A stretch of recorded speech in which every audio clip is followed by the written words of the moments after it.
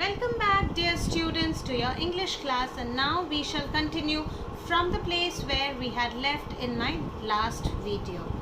So I wanted all of you to underline one specific statement that calls for he was as much a stranger to the stars as were his innocent customers. This is very important, children.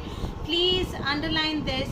This in fact tells us how intelligent he was, but at the same time how naive he was, because he wasn't at all highly educated as we have the present astrologers of the day.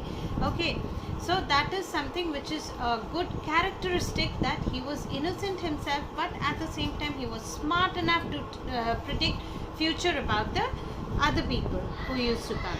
So now let's continue from that point.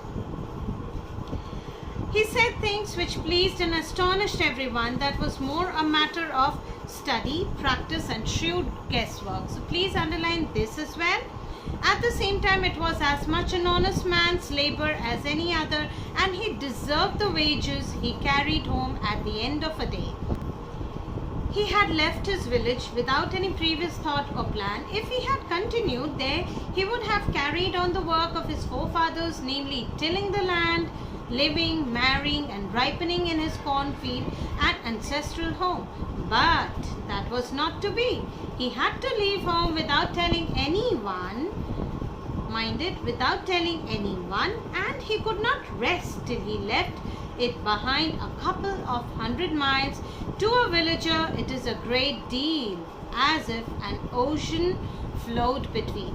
Now this specifically calls for his past events. So I will not disclose what had happened before. Okay, let it be a secret which shall be unveiled very soon.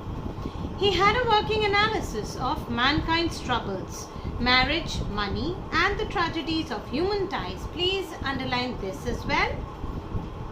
Long practice had sharpened his perception. Within 5 minutes he understood what was wrong.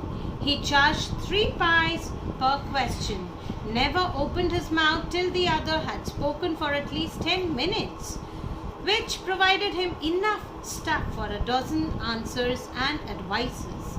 When he told the person before him, gazing at his palm, in many ways you are not getting the fullest results of your efforts, 9 out of 10 were dispensed to agree with him. Or he questioned, is there any woman in your family, maybe even a distant relative, who is not well disposed towards you? So is there any women issue with you?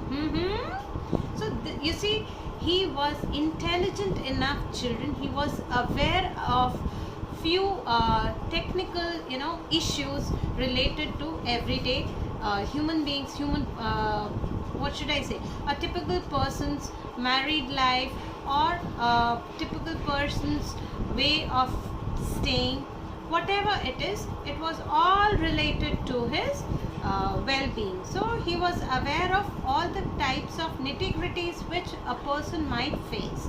Let's see what was the common question again. Or can you be the otherwise with Saturn being where he is? You have an impetuous nature and a rough exterior.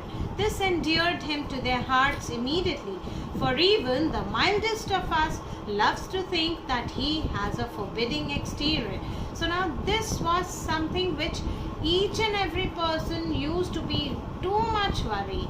Like if a person is very arrogant, very badly tempered, short-tempered, so that was the reason for many of such customers problems. So you have few difficult words. I shouldn't say they are difficult words, but yes, you can find them in the box which is given below, just the third passage, rather the fourth passage. Working analysis. Now the working analysis is not a word, it is a phrase which means practical awareness. I repeat, which means practical awareness. Pies.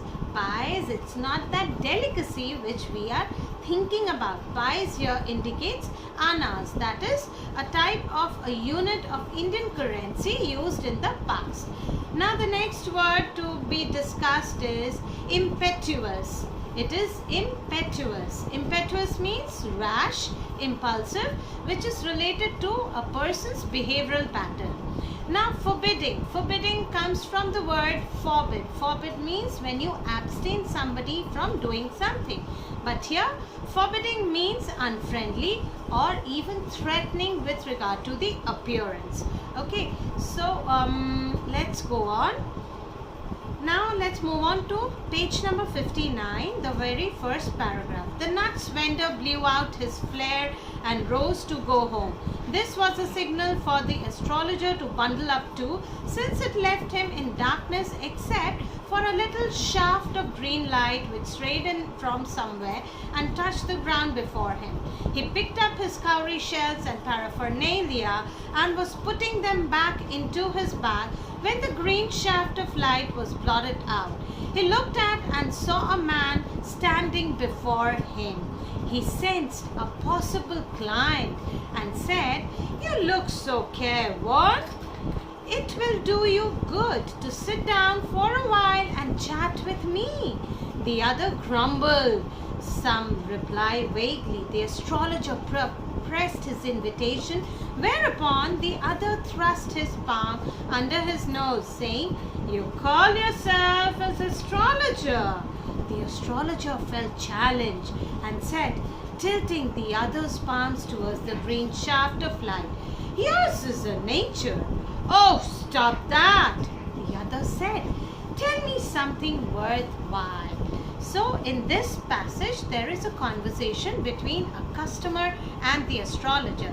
So I would like all of you to read till here, and then in my next video we shall move ahead. Till then, happy learning. Bye. Take care.